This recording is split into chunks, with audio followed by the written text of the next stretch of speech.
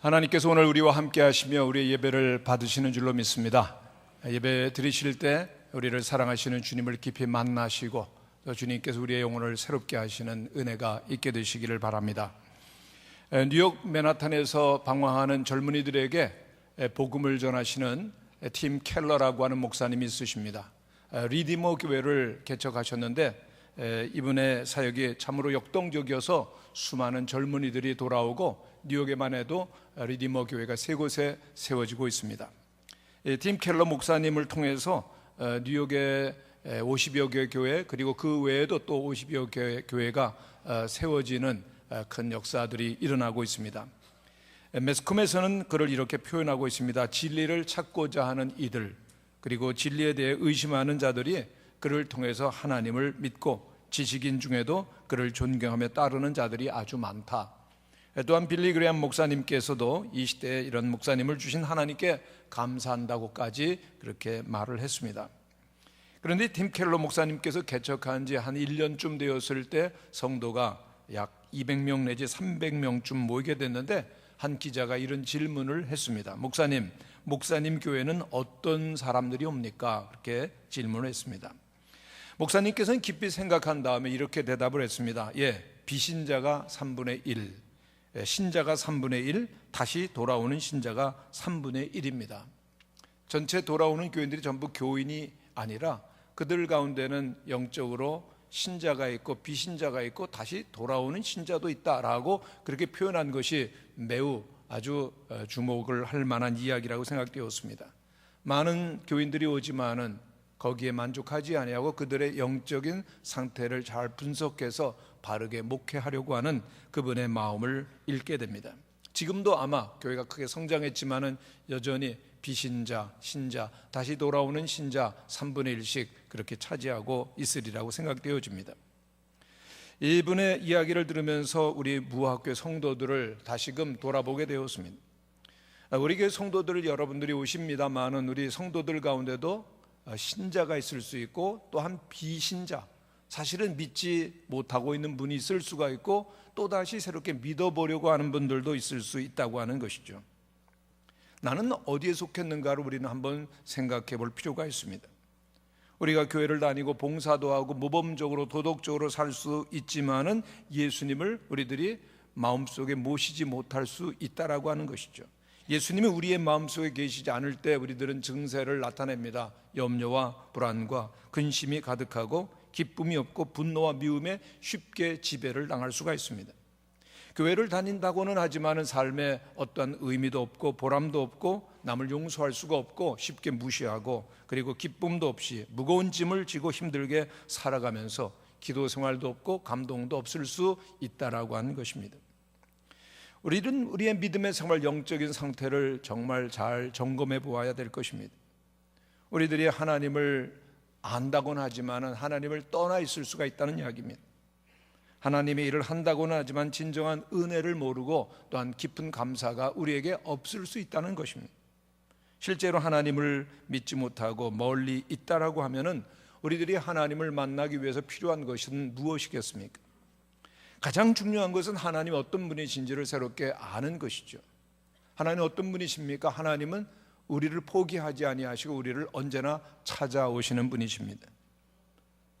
오늘 본문 말씀의 배경을 설명드리면 갑작스러운 메뚜기 재앙이 남유럽 전체에 오게 됩니다.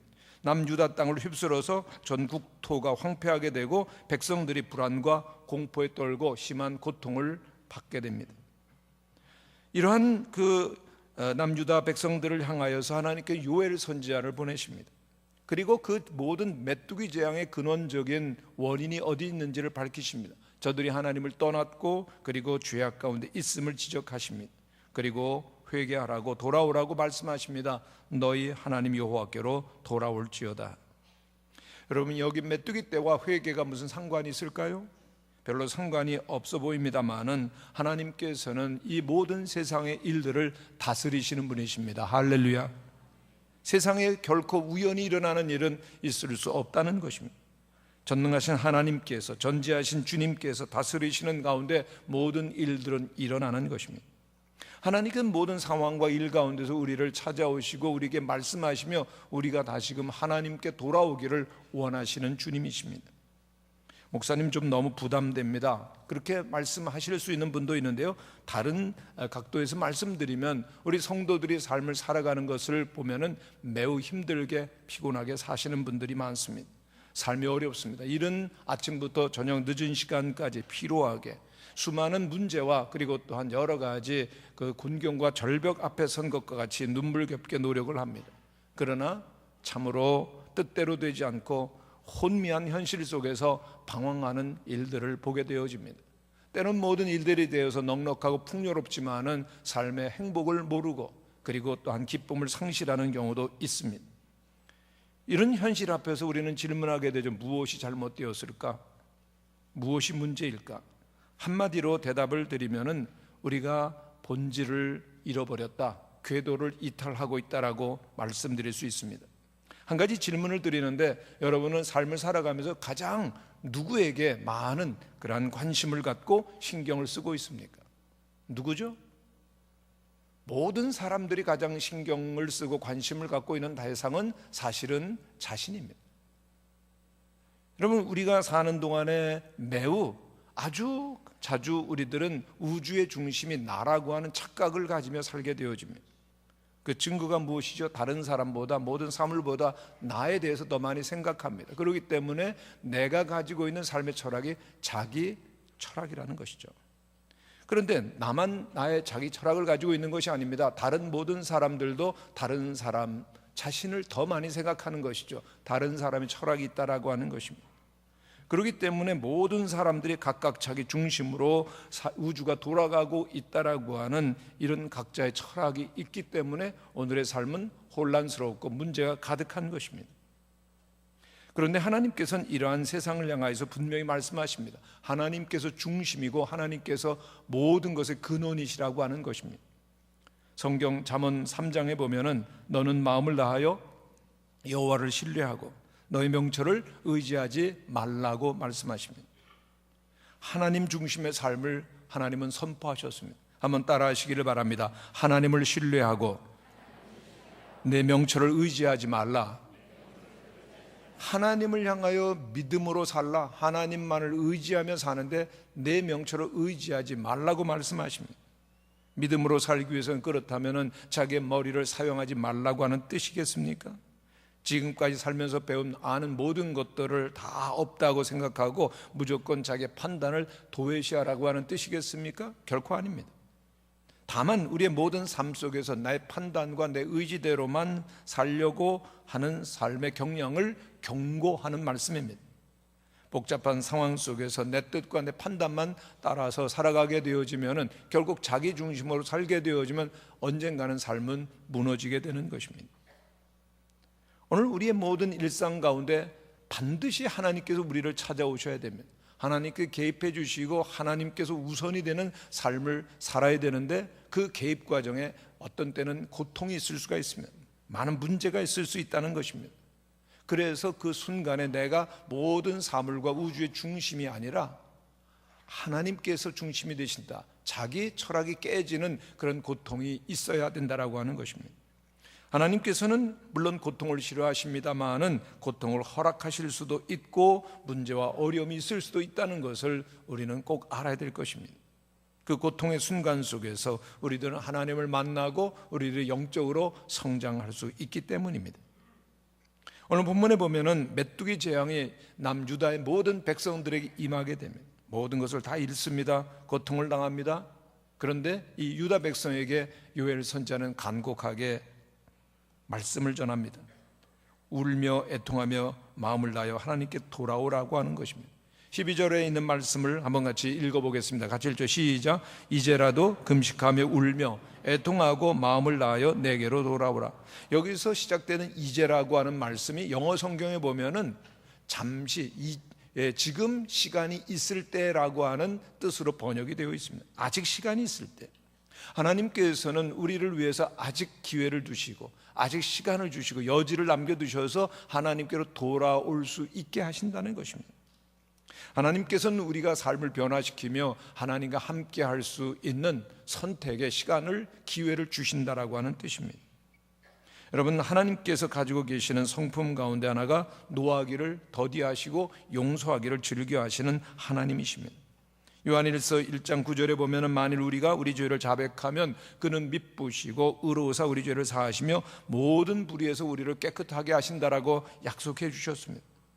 어떤 경우라도 하나님께 돌아가면 하나님께서는 외면하지 않으십니다. 우리를 환영해 주시고 치료해 주시는 주님이시고 도와주십니다. 그런데 이렇게 하나님을 떠난 상태 속에서 하나님께 돌아갈 때의 자세가 무엇입니까? 오늘 12절의 말씀을 다시 보면은 여호와의 말씀에 너희는 이제라도 금식하며 울며 마음을 다하여 내게로 돌아오라고 말씀하십니다. 메뚜기라고 하는 자연재해를 통해서 모든 것을 다 잃고 그리고 당황 가운데 있을 때 하나님께서는 그들에게 금식하며 울며 돌아오라고 말씀하시는데, 금식한다라고 하는 것은 모든 행위를 그치고 그리고 자신을 돌아보며 하나님께로 나오는 행위를 말합니다. 우리들이 살아갈 때 정말 먹는 것처럼 중요한 것이 어디 있습니까? 먹어야 힘을 얻고 생명을 유지시키는데 금식한다라고 하는 것, 모든 존재와 생명을 걸고 하나님께 돌이킨다라고 하는 것입니다. 우리의 죄 가운데 가장 큰 죄가 하나님을 떠난 것이기 때문입니다. 우리가 모든 죄를 지었기 때문에 죄인 되는 것이 아니라 하나님을 떠났기 때문에 죄가 시작이 되는 것이죠. 그래서 하나님께로 온전히 금식하며 돌이키는데 울며라고 말씀하고 있습니다. 울며 애통하고, 운다라고 하는 것은 외적으로 슬픔을 표현하는 것이고, 애통한다라고 하는 것은 마음 깊은 곳으로 우리들이 슬퍼하는 것입니다. 하나님께로 돌아오는 것은 이와 같이 마음을 다해서 돌아와야 된다라고 하는 것입니다. 신명기 6장에 있는 말씀을 보면은 너는 마음을 다하고 뜻을 다하고 힘을 다하여 내 하나님 여호와를 사랑하라고 말씀하시죠. 하나님께서 우리들에게 원하시는 것은 우리의 마음입니다. 우리의 존재의 중심에는 마음이 있고 마음 속에서 우리는 모든 것들을 사고하고 받아들이게 되어집니다. 하나님께로 나아가기 위해서 필요한 것은 우리의 영혼의 통제소인 마음을 다해서 모든 존재를 당해서 하나님께로 나아가야 되는 것입니다. 그래서 오늘 12절에 보면은 마음을 다하여 내게로 돌아오라고 말씀하시는 것이죠. 하나님께 돌아갈 때는 우린 전 존재와 나의 목숨과 생명을 다 걸고 나아가는 것입니다. 왜요? 하나님 없이는 우리는 더 이상 존재할 수가 없기 때문이에요. 하나님 없이는 우리에게 영원한 생명이 있을 수가 없기 때문입니다. 우리가 하나님은 사랑하지만은 이것만은 하나님께 내놓을 수 없다라고 생각하는 것들, 그것이 우리를 하나님과로 떨어지게 하고 또한 우리를 멸망으로 이끌어가기 때문에 모든 것을 다 중지하고 오직 하나님께, 오직 하나님 한 분을 향해서 나가야 된다라고 하는 것입니다. 물에 빠진 사람에게 있어서 가장 필요한 것은 무엇입니까? 오직 한 가지입니다. 살겠다는 거죠. 오직 살겠다라고 복잡하지 생각하지 아니하고 오직 구출되기를 원하는 것처럼 오직 하나님 한 분만이 나의 구원이십니다라고 믿고 그리고 주님 앞에 나아가는 우리 모든 성도들이 되시기를 바랍니다. 오늘 우리에게 정말 무엇이 필요하겠습니까? 지난 수요일 우리 교회에서 협력하고 있는 우리 교회 출신 독일의 그 선교원 선교사님을 만나서 대화를 하게 되었습니다. 선교사 대회를 위해서 바쁜 일정을 마치고 이제 떠나가기 전날 밤 만나게 되었는데 여러 가지 대화를 하다가 한국교회를 어떻게 생각하느냐 질문을 했습니다. 선교사님은 한국교회를 생각하면 눈물이 나고 기도하면 더 뜨거운 눈물이 납니다. 그러면서 어쩌다 한국교회가 성장을 멈췄고 사회에서 비난과 조롱을 받게 되었는지 정말 마음이 아파서 한국교회를 위해 설교하면 눈물이 많이 납니다라고 이야기를 하는데, 마음에 그 공감이 되어서 그러면 그 답이 무엇이냐라고 물었습니다. 그랬더니 예수님을 잘 믿는 것이죠 라고 한마디를 얘기합니다. 그러면서 계속해서 예수를 잘 믿는 것이 뭡니까? 라고 물었더니 이런 얘기를 합니다. 한국교회 성도들이 너무나 지금 이기적이고 자기 중심적이고 또한 기복적으로 믿고 있는 것으로 보입니다. 너무 탐욕적이고 교만하고 사람을 무시하고 자기의 이익만을 구하는데, 오늘 우리에게 필요한 것은 예수님이 십자가를 지신 것처럼 예수님처럼 십자가를 지고 예수님이 살아주셨던 것처럼 살아야만 됩니다라고 얘기를 하는 것입니다. 그러면서 가톨릭이나 불교는 조직도 있고 외적인 그 예식도 거창한데 기독교는 아무것도 없는데 그러기에 내면적인 진실과 생명이 필요합니다라고 말하는데 정말 많은 감동이 되었습니다. 그러면서 옳다 그렇게 생각하면서 우리들이 전적으로 하나님께 돌아가야 될 것을 다시 한번 기억하게 되었습니다. 오늘 13절에 있는 말씀을 보면은 요엘 선지자는 말합니다. 너희는 옷을 찢지 말고 마음을 찢고 너희 하나님 여호와께로 돌아올지어다. 그는 은혜로우시며 자비로우시며 노하기를 더디하시고 은혜가 크시사 뜻을 돌이켜 재앙을 내리지 아니하시나니라고 말씀하죠. 구약 시대 이스라엘 사람들은 큰 일을 당하거나 또 하나님과 회개할 때는 그 옷을 찢었습니다. 마음의 고통이 그만큼 크다라고 하는 것이죠. 그런데 신앙이 오래되고 형식화되면서 옷을 찢는 행위도 형식에 불과한 모습이 되어 있고, 예수님 당시 바리새인들도 그랬습니다. 일주일에 2번씩 금식하고, 또한 그들은 형식이 있었지만은 그들의 마음과 삶은 위선적인 죄로 가득했었던 것입니다. 여러분, 우리의 신앙생활은 어떤지 한번 돌아보게 됩니다. 우리가 예배를 참석하고 그리고 예배 때마다 참회 기도를 합니다만은 정말 우리에게 뜨거운 회개 눈물이 있는지요? 우리들이 날마다 예배 드리면서 삶이 변화되어지고 그리고 어제보다 더 하나님의 말씀으로 살아가는지요? 정말 내가 하나님 앞에서 큰 죄가 있다라고 하는 것을 생각하면서 마음을 찢고 회개하는지, 아니면은 계속해서 그냥 반복적으로 예배 드릴 뿐 아무런 변화가 없는지. 정말 신앙생활이 깊어지고 하나님께로 가까이 가게 되어지면 주님의 영광의 빛이 우리의 영혼을 비추게 되는 줄로 믿습니다. 그럴 때 우리는 우리의 자신을 깊이 들여다보게 됩니다. 우리가 보지 못했었던 우리의 어두운 부분들, 우리의 죄와 허물을 보면서 그리고 또한 깊이 마음을 찢으며 회개하게 되는 것입니다. 오늘 우리들이 간절히 사모할 것은 눈물을 흘리며 우리의 모든 죄를 애통하면서 회개하고 내려놓고 오직 주님께로 나아가자고 하는 기도가 필요한 줄로 믿습니다. 그럴 때 하나님께서는 우리를 받아주시는 것이죠. 선한목자교회 유기성 목사님께서 목회를 참 은혜롭게 잘 하시는데, 이 선한목자교회 부임하셨을 때 큰 교회를 짓고 부채가 많아서 큰 어려움이 있었습니다. 새롭게 부임한 유기성 목사님 마음속에는 어떻게 하면 이 부채를 갚느냐, 어마어마한 이 부채인데 날마다 지불해야 되는 이자, 이 문제를 어떻게 해결해야 되느냐. 그런데 계속해서 이 부채 문제에 시달리다 보니까 어느덧 물질과 그리고 또한 현장의 문제만 보이고 거기에 꽉 매여 있는 것을 보게 되었습니다. 어느 순간 하나님, 나는 죽었습니다 고백하고 오직 하나님의 말씀 앞에서는 말씀 사역을 하게 되면서 목회에서부터 주님으로 바뀌어졌다라고 하는 고백을 하고 있습니다. 정말 우리들에게 필요한 그러한 고백이라고 생각되어집니다. 나로부터, 세상으로부터, 모든 문제로부터 우리의 시선이 하나님께로 향하게 해달라고 기도하실 수 있는 성도들이 되시기를 바랍니다. 모든 문제를 푸실 수 있는 분은 하나님 한 분이시죠. 하나님을 먼저 봐야 되는데 문제를 바라보고 사람을 보고 나로 바라볼 때 거기에 우리들은 갇히게 되어지는 것입니다. 오늘 우리에게 무엇이 필요합니까? 모든 문제와 상황으로부터 하나님께로 돌이키는 것입니다. 회개죠. 하나님의 나라는 회개하는 사람들의 모임입니다. 하나님의 나라는 예수 그리스도를 구주로 고백하고 회개하고 주의 사함을 받고 의롭다고 함을 받는 자들이 들어가는 영원한 나라가 하나님의 나라입니다. 초대교회가 왕성했었던 그 눈물로 회개하는 교회였기 때문입니다.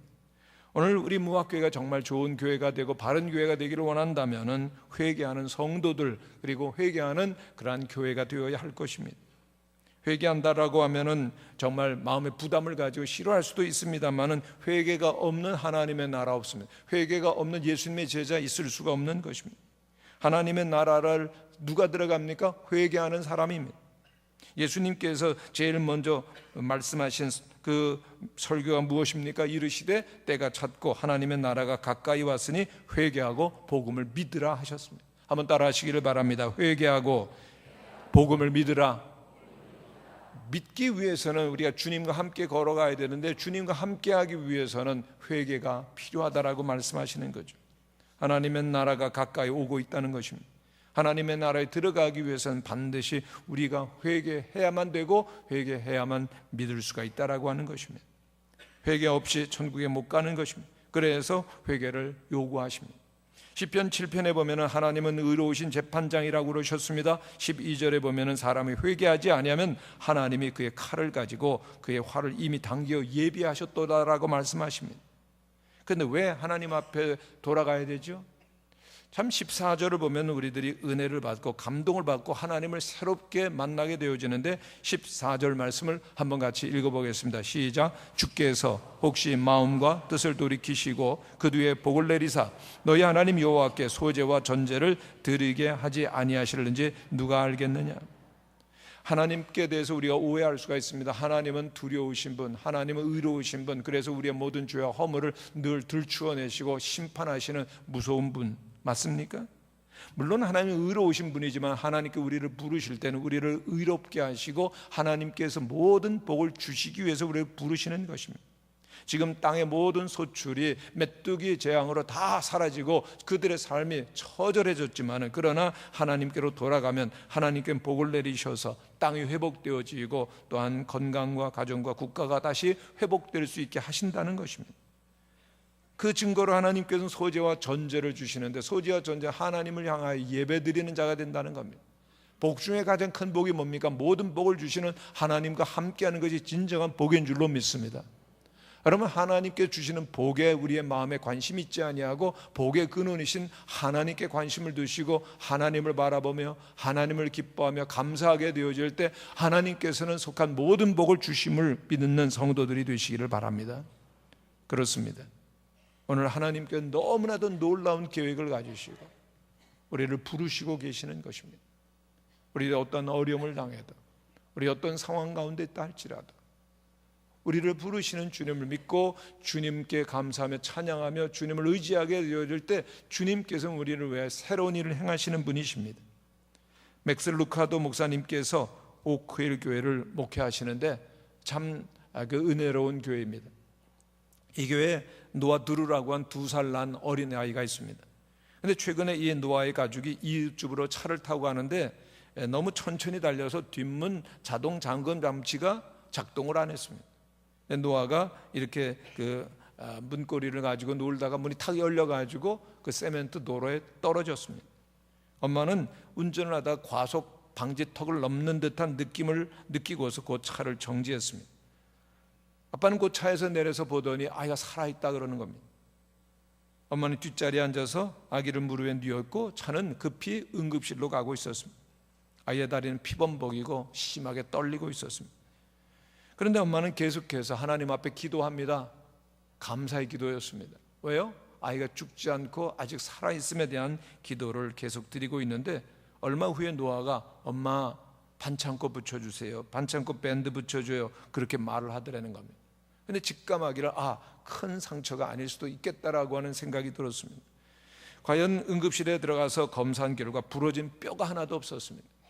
2800kg가 넘는 차가 그 어린 2살짜리 무릎을 지나가고 났는데 아무런 뼈가 다치지 않고 그냥 찰과상 정도 피가 나고 그렇게 치료가 가능한 상태였다라고 하는 것은 놀라운 일이었고 믿을 수 없는 상황이었습니다. 그런데 그날 저녁에 집으로 돌아간 노아가 갑자기 이런 이야기를 시작합니다. 엄마, 예수님이 저를 잡아주셨어요. 응, 그랬냐? 그래서 예수님 땡큐, 예수님 감사해요 그랬어요. 그랬더니 예수님께서 You are very welcome 천만에 그러셨다는 겁니다.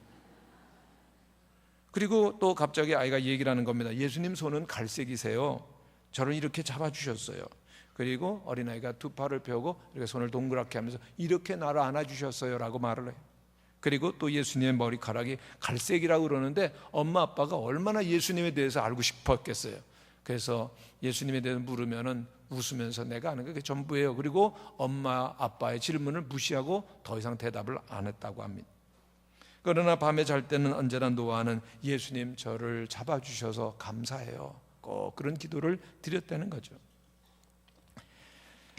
예수님께서는 노아를 직접 붙들어 주신 것이 아마도 노아와 같은 어린이는 예수님이 잡아주셨음을 진심으로 믿을 것이라고 생각하셨기 때문이 아니겠는지요. 지금도 노아를 붙들어 주신 하나님께서는 우리를 붙들어 주시는 줄을 믿습니다. 여러분, 우리가 이 세상에 사는 동안에 붙잡아 주시지 않는다면, 그래서 삶의 저편으로 가는 것을 허락하셨다고 하면은 영생의 저편에서도 우리를 안아주시고 그리고 우리를 붙들어 주실 것입니다. 오늘 세상을 살아가는 동안 어려움이 많이 있죠. 재앙이 있고 위기가 있고 문제가 있습니다. 그러나 하나님께는 그 모든 기회와 상황 속에서 우리를 하나님 품으로 부르시고 계십니다. 하나님은 언제나 우리와 함께 하십니다. 하나님은 언제나 우리를 지켜주십니다. 우리가 사는 인생 가운데 수많은 문제들이 많이 일어나는데 대부분의 문제들이 우리들이 불순종, 불신앙 때문에 생겨난다는 것을 우리가 사실은 인정해야 될 것입니다. 그리고 주님께서 사랑이 담긴 책망을 하시는 것을 우리들이 들어야 될 것입니다. 우리에겐 주님의 용서가 필요합니다. 그렇기 때문에 진정 우리의 잘못을 회개하고 주님께로 돌아가야 될 것입니다. 그러나 왜 돌아오라고 말씀하십니까? 주님께서 우리에게 주시고자 하시는 복이 너무나 큰 것입니다. 주님은 우리와 늘 함께 하시고 우리를 보호하시고 우리를 인도하여 주시는 주님이신 줄로 믿습니다. 예레미야 29장 11절 말씀이 너무나도 은혜롭고 참 귀한 말씀입니다. 한번 예레미야 29장 11절 말씀 같이 읽어보겠습니다. 시작. 여호와의 말씀이니라. 너희를 향한 나의 생각을 내가 하나니 평안이요 재앙이 아니니라. 너희에게 미래와 희망을 주는 것이니라. 아멘. 하나님께서 우리 여러분들을 위해서 계획을 세우셨습니다. 아멘. 하나님은 너무나 좋으신 분, 그래서 너무나 좋은 계획을 갖고 계시는데 우리에게 절망과 파멸과 그리고 불행을 주시는 분이 아니라 미래의 소망과 그리고 또한 희망을 주시는 분이시라고 하는 것이죠. 하나님은 우리 모두에게 대하여서 좋은 계획과 미래와 소망을 갖고 계십니다. 하나님께서 어떤 문제도 어려움도 재앙도 없는 그러한 삶을 약속하신 적은 없으십니다만 분명히 하나님과 함께하기에 너무나도 놓치기 아까운 약속이 있는 것입니다. 그런데 중요한 것은 하나님께로 돌아가는 것입니다. 하나님께 돌아가고 하나님 손에 우리의 모든 것을 의탁할 때에만 우리들은 하나님께서 예비하신 좋은 계획을 나의 것으로 얻을 수가 있다라고 하는 것입니다. 하나님께서는 우리보다 우리를 더 잘 아십니다. 우리의 능력과 한계를 아시고 또 우리들이 피해가야 될 함정도 아시죠. 우리의 모든 잠재력과 우리의 모든 삶을 아시는 주님, 주님께서는 우리의 눈보다 더 높으신 분이십니다.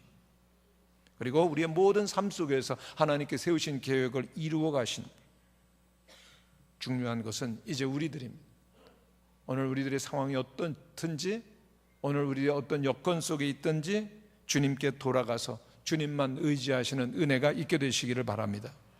우리들이 장차 가야 될 믿음의 길이 어떠한 것이든지 주님과 함께 갈 때 주님께서 주시는 모든 계획이 이루어지는 것입니다.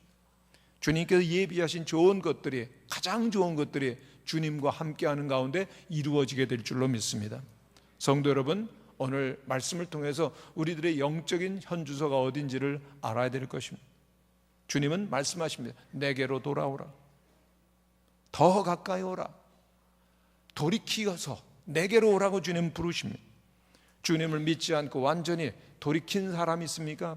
비신자다, 나는 믿지 않는다라고 하시는 분이 있다라면 우리를 위해서 독생자를 주시기까지 사랑하시고 그 예수 그리스도를 십자가에 못 박으신 주님을 믿고 주님께로 돌이키며 주님께 나오게 되시기를 바랍니다. 주님을 알기는 하지만 멀리 떨어져 있는 분이 계십니까? 주님께 분노하고 의심하고 그리고 또한 주님께 상처를 받았다고 생각하는 분들이 있으십니까? 아닙니다. 주님은 우리를 치유하시고 온전케 하시기를 기뻐하십니다. 주님께 더 가까이 나오시고, 나 주님 사랑하는데요, 주님과 함께 하는데요, 주님은 더 가까이 오라고 말씀하십니다. 나의 모든 것이 오직 주님인 것을 고백하시고 수고하고 무거운 모든 짐들을 내려놓으시고 사랑으로 우리를 품어주시기를 원하시는 주님, 재앙을 내리기를 원하시지 아니하는 주님과 함께 새로운 삶을 출발하시는 모든 성도들이 되시기를 간절히 축원합니다.